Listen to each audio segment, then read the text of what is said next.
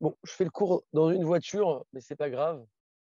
Donc j'en déduis que vous m'entendez. Baruch Hashem, on avait déjà fait une fois un cours dans une voiture, ça s'était bien passé. Donc juste le but, c'est de pas annuler. Euh, Ok, c'est parti.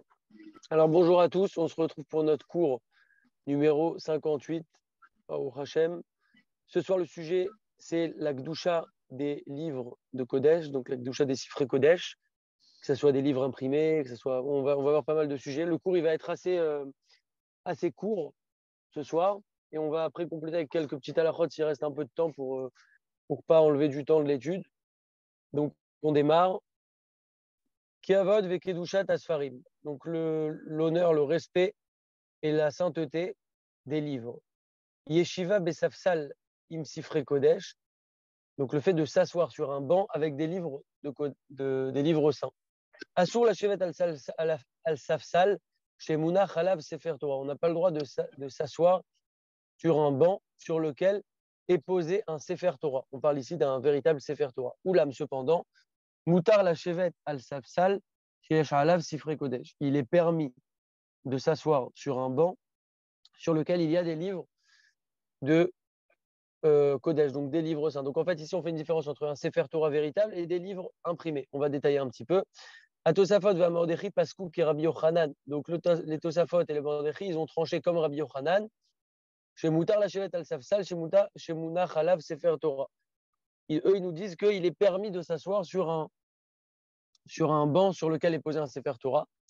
Et le Rif et le Rambam, eux, ils ont tranché plutôt comme Ravuna, qui interdit de s'asseoir sur un banc sur lequel il y a un Sefer Torah.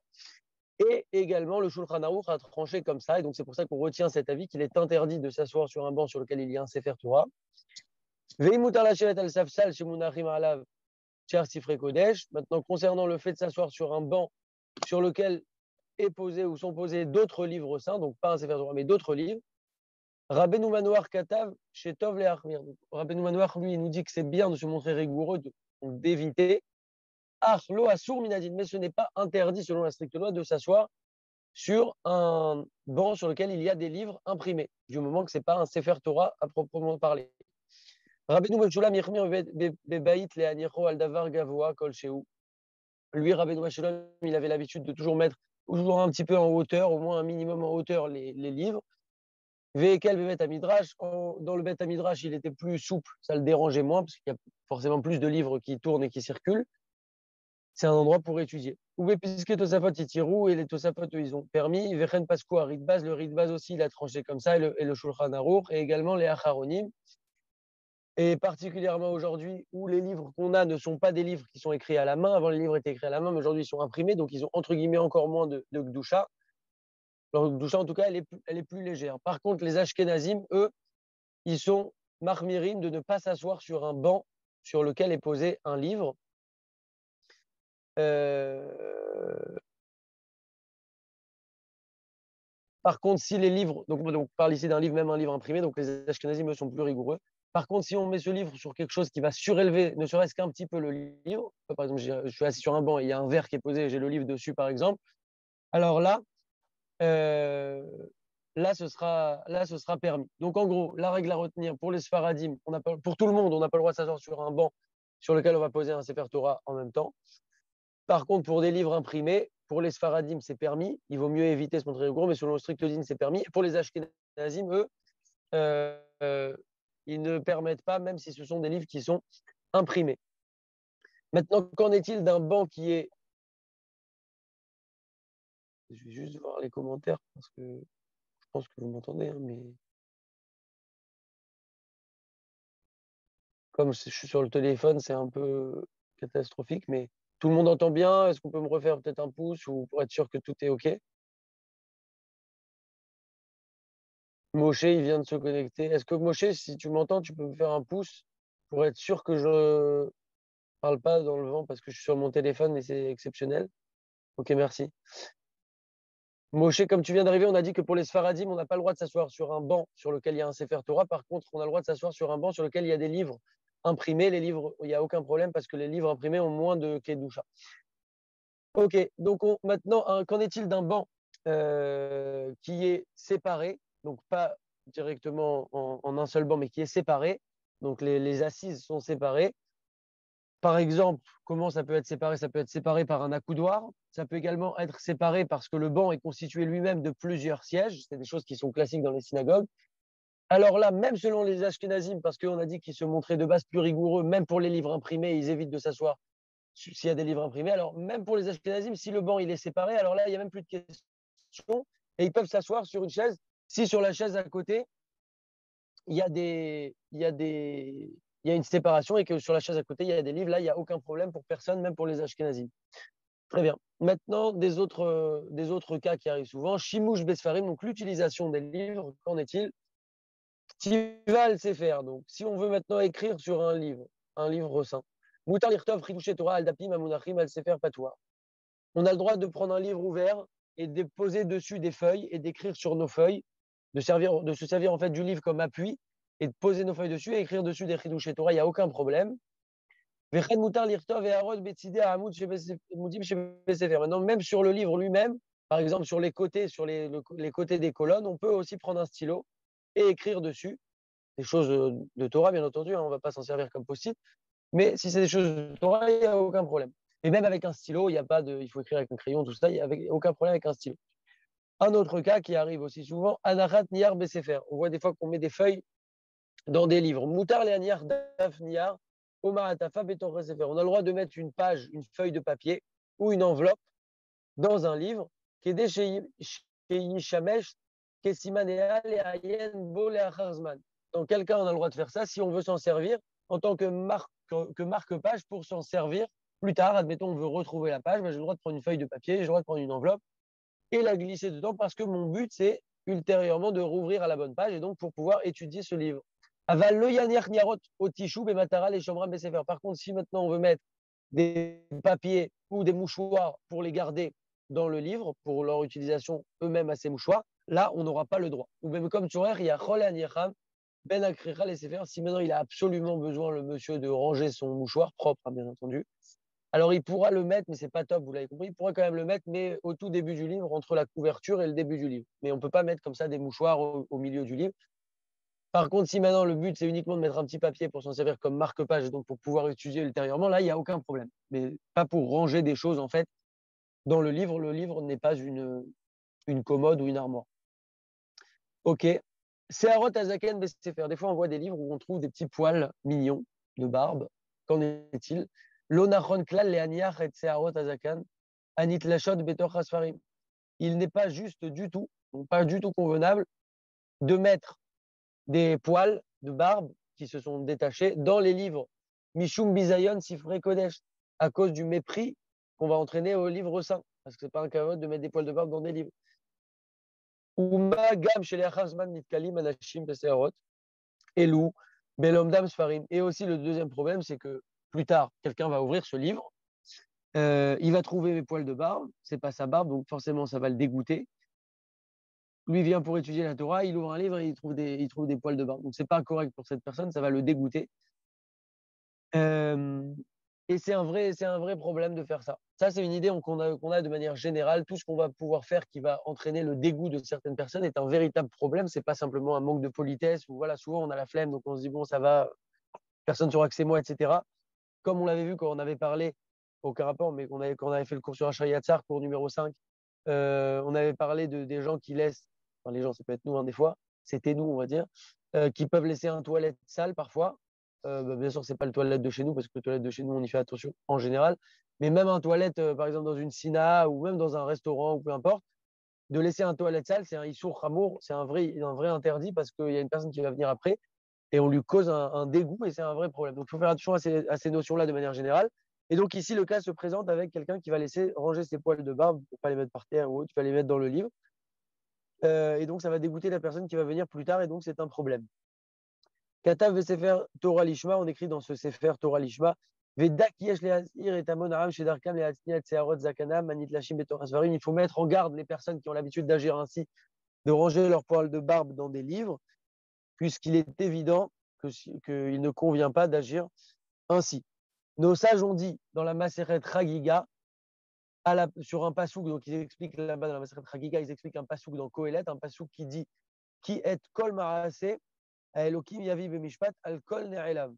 Sur chaque action, Akadosh Baruch Hu va venir en jugement donc de cette action sur tout ce qui est caché, tout ce qui est dissimulé en quelque sorte.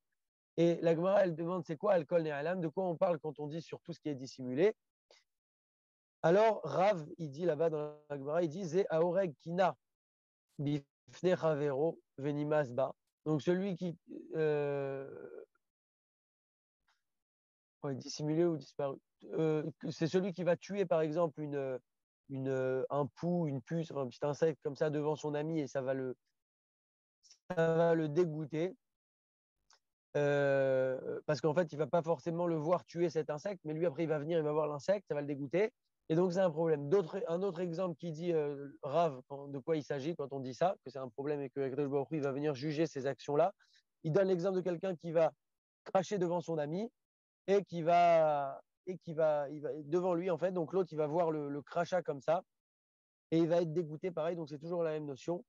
Ishma chacham ve Yosef l'écart. Donc celui qui est chacham, il va prendre un moussard de ça et faire attention à toutes ces notions là. Encore un autre point maintenant. Ana et Sefer. Donc profiter d'un livre. De quoi s'agit-il? Je suis en haut là, page 44. Katav ve Sefer Chasidim. Lo yehena adam mi Sefer. On ne doit pas tirer profit, de servir d'un livre en fait pour en tirer profit, autre que l'étude bien entendu. Comme par exemple quoi, un homme qui est assis, Yosef Bahama, qui est assis au soleil, Lo Yassim Lefanav Sefer, Kedele Agen Alav Peneachom. Il ne va pas mettre devant lui un livre pour se protéger du soleil. Donc admettons, il a son livre ici, il y a le soleil, et lui, ça le dérange, donc il s'en sert de pare-soleil. Non, c'est pas le but d'un livre, on peut pas faire ça, c'est pas un kavod pour le Sefer. Par contre, aval, parce que vous voyez que la Torah, elle est toujours en train de calculer, de voir, elle optimise les choses en fait tout simplement et elle prend en compte la réalité, pas une théorie mais bien une pratique. Tout ce qu'on nous demande de faire, c'est faisable, sinon on ne nous l'aurait pas demandé. Et donc il nous dit ici que si on ne peut pas étudier, donc à cause du soleil, j'en arrive maintenant à ne pas pouvoir étudier carrément, parce que le livre, il est trop, il tape sur mon livre, donc c'est trop blanc, ça éclaire trop et j'arrive pas à lire, j'arrive pas à voir, ou je suis dérangé en tout cas. Alors là, Racha Yagen Alav Besefer Keneged Hashemesh, on a le droit de se protéger avec le livre, par exemple, prendre le livre et le mettre face au soleil pour s'en servir, qu'il fasse écran, du coup, pour être protégé, mais dans le but de pouvoir étudier. Parce que sinon, maintenant, je ne pourrais pas étudier. Le seul truc, c'est qu'il ne faut pas avoir une intention juste de tirer un profit sans aucun but derrière. Si maintenant je suis bloqué dans mon étude et que je ne peux pas étudier à cause de ça, alors j'ai le droit de prendre le livre pour me protéger avec. Très bien. Anishan, ala sefer derech limudo, celui qui se repose. Ce qui est intéressant au passage, pourquoi on étudie sur texte, c'est le but, c'est de se familiariser avec les mots. Même si pas tout le monde parle hébreu, etc. Moi-même, j'apprends des mots chaque jour. L'hébreu, c'est une langue qui est assez facile parce que c'est une langue de racines et de mots principales, de shoresh. Et on retrouve souvent des mots soit qu'on connaît, soit on connaît la racine. Et tout tourne autour du même thème. En général, quand on a un mot, on a tout le thème. Donc, par exemple, ici, à Neshan, on dit Ineloyanu Veloishan, on ne se repose que sur Hachem. Donc, c'est sur le fait de se reposer. Donc, celui qui se repose sur un livre pendant son étude, on en est donc celui qui se repose sur un livre dans le cadre de son étude, donc se repose en fait le fait de se poser, pas de dormir. En basé bizayin, ce n'est pas un mépris. Chez Oseken Mechamat Ergel, parce qu'il fait ça par habitude. Je vais montrer après comment on fait. Chez Tanouchazor, Ozeretlo, Leavin Limudo Yoter, Achizaer, Shelo, Likroa, Sefer. Le fait de se poser sur son livre, maintenant, ça va venir l'aider à se concentrer. Encore une fois, on ne parle pas de dormir, mais ça va venir donc l'aider à se concentrer. C'est son habitude, il étudie comme ça. Par contre, ce qu'il faudra faire attention, c'est de ne pas en arriver à déchirer le livre. Donc, je remets. Donc là, il y a la caméra normalement. Donc, quand on dit se poser sur un livre, c'est par exemple, il y a le livre, il est posé là, et là, je me pose la tête 2 secondes, et je ferme les yeux. Attends, j'essaie de me concentrer. Donc, c'est ce genre de posage, de pause dont on parle ici. Donc, ça, il n'y a pas de problème si ça vient maintenant nous aider dans notre limoud. Ok, on continue. Akbat, Sefer, Sefer. Donc ça, c'est un cas qui arrive très souvent. Poser un livre sur un livre. Donc en fait, se servir d'un livre en tant qu'appui pour le relever un petit peu, pour qu'il soit plus agréablement lisible, comme un petit peu un stander, se servir d'un livre pour faire un stander. Alors, Moutar, Léaniar, Sefer, Tachat, Sefer. il est permis de mettre un livre sous un livre, chez l'Omedbo, duquel j'étudie. Donc, admettons, j'ai une Gemara, il y a, je sais pas, une autre Gemara, par exemple, sur la table, j'ai le droit de m'en servir en tant que support pour pouvoir m'aider et poser mon livre de manière agréable pour pouvoir bien étudier. Kedelak bio veyelo noir lilmod boyoter pour pouvoir mieux étudier donc dedans. Vechol sheken inkvar munach hasefer al-shulchan et a fortiori si ce livre-là dont je veux me servir de support était déjà posé sur la table, chez Bevadai mutar le aniach alav sefer acher. Alors là, ce sera évident qu'on peut s'en servir, qu'il est permis de poser dessus un autre livre. Pareil, comme on a dit, pour s'en servir comme support. Donc c'est permis de base, il n'y a aucun problème. Et a fortiori, si le livre était déjà là. Mais ce n'est pas une condition que le livre était déjà là. J'ai très bien le droit de prendre un livre, de le poser en dessous de mon livre pour pouvoir m'en servir en tant que, en tant que support. Donc admettons, j'ai un livre. Donc ça, c'est pas un livre, c'est une boîte de mouchoirs, mais admettons. Et maintenant, je veux poser mon autre livre pour pouvoir bien étudier. Et ben, je vais venir et j'ai le droit de poser ça, même si ça, c'est un livre de Torah, il n'y a aucun problème, puisque mon but, c'est toujours de mieux étudier. OK. Vekatav Besefer Pisket Shuvot, donc c'est écrit dans le Sefer Pisket Shuvot. Wimotze Dvarim Elu, Nochal Lilvod, Gam Leayen, Shear Shimushim, Shemataratam Leakel Alalomed, ou Leimanam Mibizmuz Baz. Donc en fait, dans ce même état d'esprit, on aura le droit de faire toutes les choses qui vont nous faire gagner du temps, parce qu'au final, on va gagner du temps de limoud, et donc c'est productif, et donc c'est une raison qui est valable pour pouvoir faire d'autres utilisations de ce type, et de se montrer un petit peu plus souple quand on n'a pas d'autres possibilités. Comme par exemple, Kegon Leaniar Sefer al Sefer Patouar chez Kayotse. Donc maintenant, j'ai un livre qui est ouvert, et je veux prendre un autre livre, qui est des Shelo Itzach Lisgor à Sefer ou les Bazoesman, qui est des Rapes Makom Limudo Keshe Choser. Donc admettons, j'ai un livre, j'ai une Gemara. Je suis en train de chercher maintenant un pasouk dans un chumash. Donc je prends un chumash, j'ouvre le chumash, je ne suis pas obligé de fermer ma Gemara, la ranger. Je peux laisser la Gemara ouverte, prendre mon chumash, le poser dessus pour pas avoir après à retrouver la page, perdre du temps, etc. Donc toujours dans cet état d'esprit. Si on est dans un état d'esprit d'utiliser un livre pour pouvoir mieux étudier un autre livre ou pour pouvoir chercher quelque chose, etc., il n'y a aucun problème. Ok. Vechen keshemaratik me asefer verotze leaniar siman. Les shurot shekvar etik. Rachal ishtamesh leshem kar besefer acher. Admettons quelqu'un il est en train de faire des photocopies, il veut se rappeler que ça y est, il a photocopié cette page, donc il peut laisser le livre ouvert, mettre un autre livre dessus pour s'en servir en tant que support pour maintenir le livre ouvert. Enfin, c'est quelques exemples, mais l'idée, voilà, c'est dès qu'on se sert d'un livre pour mieux étudier un autre livre, pour poser, pour marquer une page, etc., il s'est permis, il n'y a aucun problème. Ok.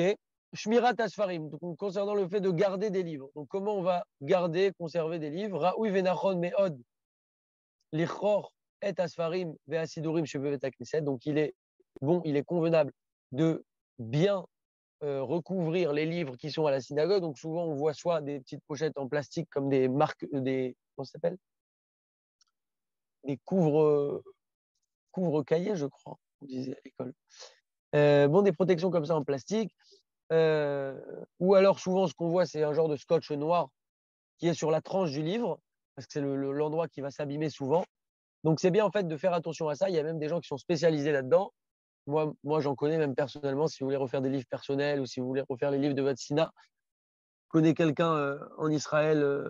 Enfin, je connais quelqu'un en France et je peux avoir aussi le contact de quelqu'un en Israël qui s'occupe de ça pour en fait restaurer les livres et les faire solidement de manière à ce qu'ils durent. Pourquoi Kirabim l'homme dit car de nombreuses personnes étudient et prient dans ces livres, surtout si c'est voilà, dans une Sina.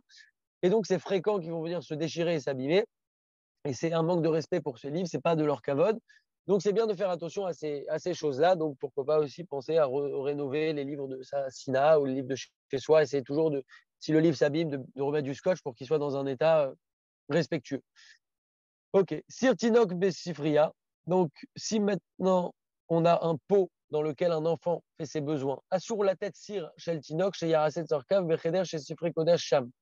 Donc si on a une pièce où on a maintenant des livres Kadosh, donc une bibliothèque de Torah par exemple, on ne peut pas mettre là-bas un pot dans lequel un enfant va faire ses besoins. On parle d'un pot, voilà, quand l'enfant il va faire ses besoins, hein, s'il est rangé de côté et qu'il est vide et propre, je pense que c'est moins problématique. Mais en tout cas, un enfant ne peut pas faire ses besoins dans un pot. S'il y a des livres, il faudra se mettre sur le côté ou dans le couloir ou dans une autre pièce ou aux toilettes, etc.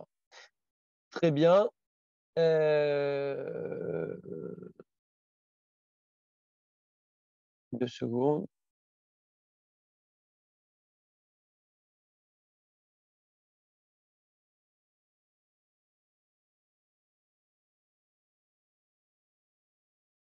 Donc, il faut faire attention. Là où on entrepose des livres aussi, il faut faire attention qu'il n'y ait pas une mauvaise odeur qui arrive. Je résume là en quelques mots l'idée.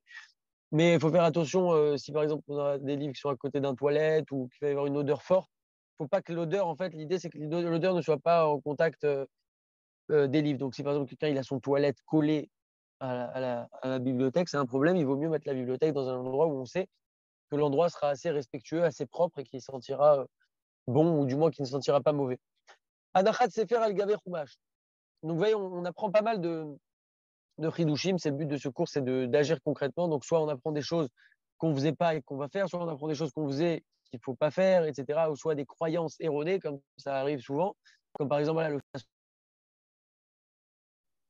Ok, on termine. Je reprends juste l'idée. Donc on a dit que c'est permis, et c'est un grand chidouche, de poser n'importe quel livre saint sur un chumash ou sur du Navi. Donc, le Navi, donc on a Tanar, c'est Torah, Nevim, Ketuvim. Il n'y a aucun problème de poser un livre, n'importe lequel, de Torah, hein, bien sûr, sur un chumash. Des fois, les gens ils vont dire, ouais, on peut pas poser sur un chumash, etc. C'est une idée reçue. Il n'y a aucun problème de poser ça. Pourquoi?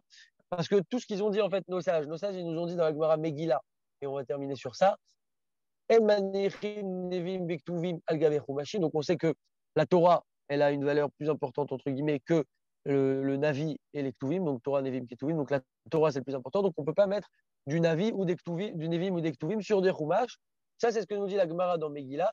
Mais de quoi elle parle là-bas? C'est d'Avka, à l'époque où on écrivait ça à la main. On écrivait ces livres-là à la main. Et donc, il y avait une Kedusha qui était effectivement supplémentaire pour de la Torah, pour des Chumashim, que des Ktuvim ou des Nevi'im. Et donc, c'est pour ça qu'ils nous ont interdit de poser des Nevi'im ou des Ktuvim sur un Chumash qui lui a une valeur la plus élevée.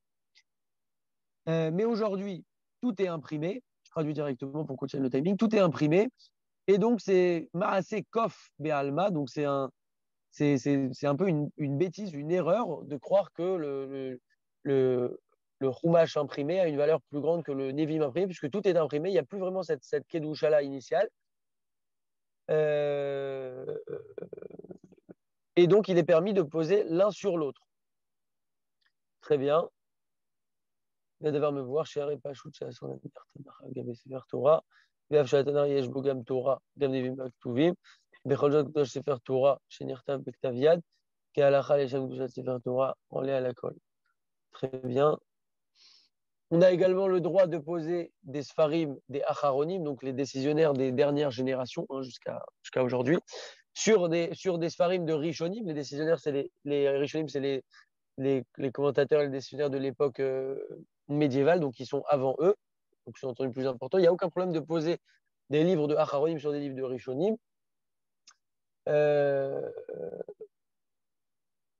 Ok.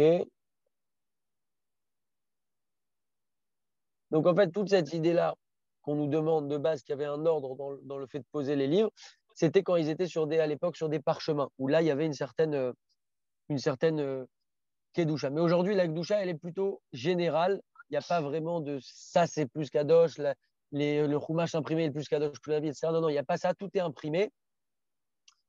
Parce que quand c'était fait sur des parchemins, en fait, ils écrivaient ça avec une kavana de Kedusha, de Sefer Torah, etc., etc. Mais aujourd'hui, tout est imprimé, c'est ça qu'il faut retenir. Il n'y a pas de détails comme ça de Gdusha et tout est plus ou moins tout est équivalent. Et donc, on pourra poser l'un sur l'autre, il n'y a aucun problème.